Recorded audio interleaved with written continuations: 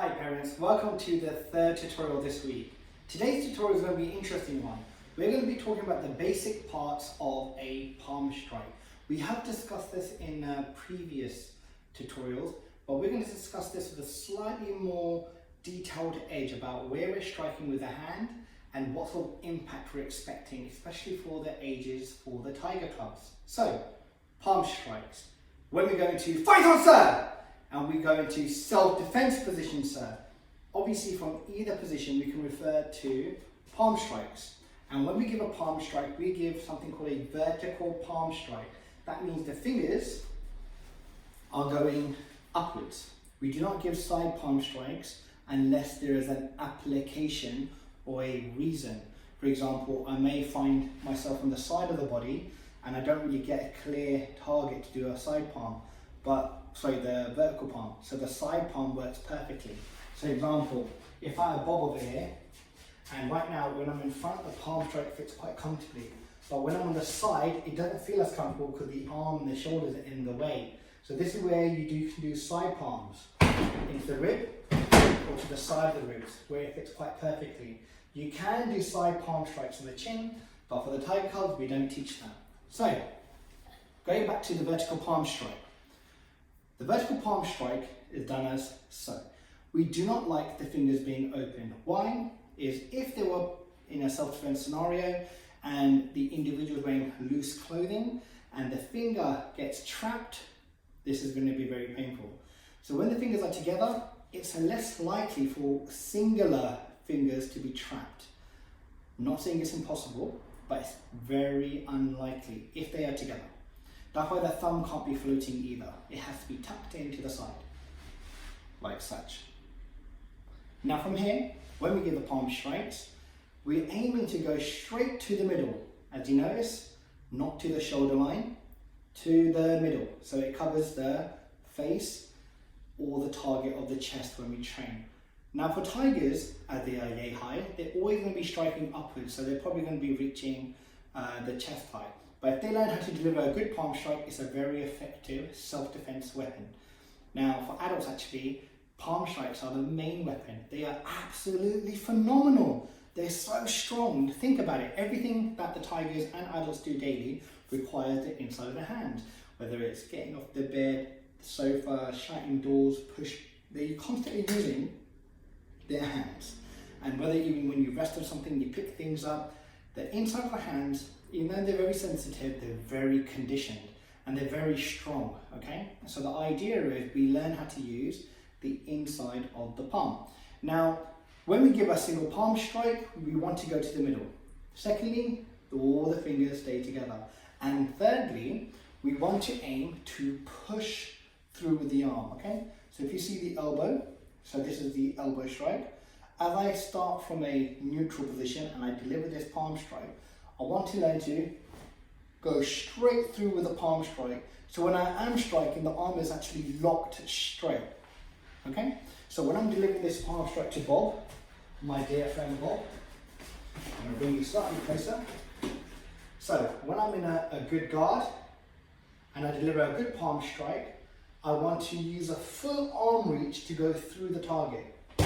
1, 2, okay?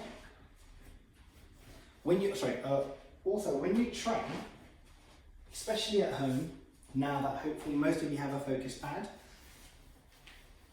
please do not hold the focus pad really hard. Again, hold it firm so students have a chance to learn to palm strike it.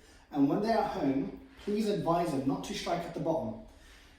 If you notice, the focus pad here is curved. So if you watch my fingers making contact, look at my fingers bend backwards. And now my wrist finally makes impact. So this is actually not correct.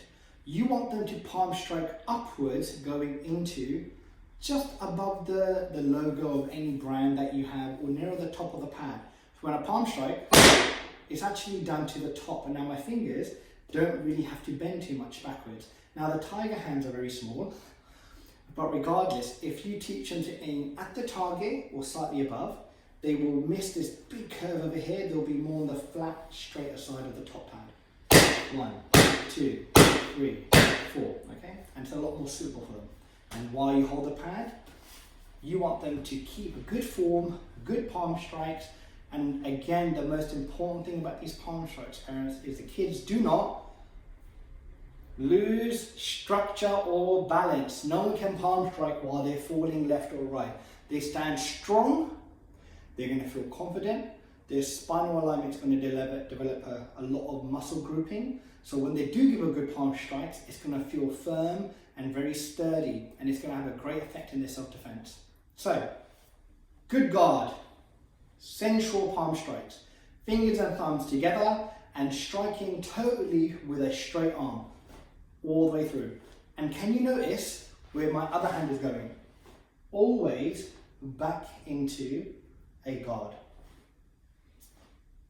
Unless I'm doing multiples, 1, 2, 3, it's a bit looser, but it always maintains in front of me.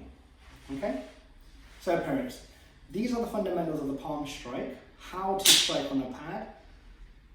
We're not really focusing on the fingers, main on the concept of the palm. And please do not expect them to thud like this. This is no good. This doesn't do anything in the form of what we're trying to look for in an overall palm strike. If you think about it, if I hit with just this small surface area of this ridge of my wrist, you get this thud feeling. It's great, but how effective is it? If I just use my entire hand, look, loosely, can you hear the difference on impact? The larger surface area of my hand is vibrating into a far more explosive reaction and vibration. So when you give someone a good palm strike with the opening of your palm or your hand, it's going to reverberate, it's going to like go right through them, and it's a very effective weapon in self-defense. Okay, so parents, again, this is a small but direct tutorial about palm strikes, as it's vital to learn how to do them properly, especially for the next topic and risk applications we're going to be working on. Thank you very much, parents. Hopefully this tutorial has been a little bit more clearer to how we expect tigers to do palm strikes. Thank you very much. 1, 2, and 3. Take care, parents. Bye.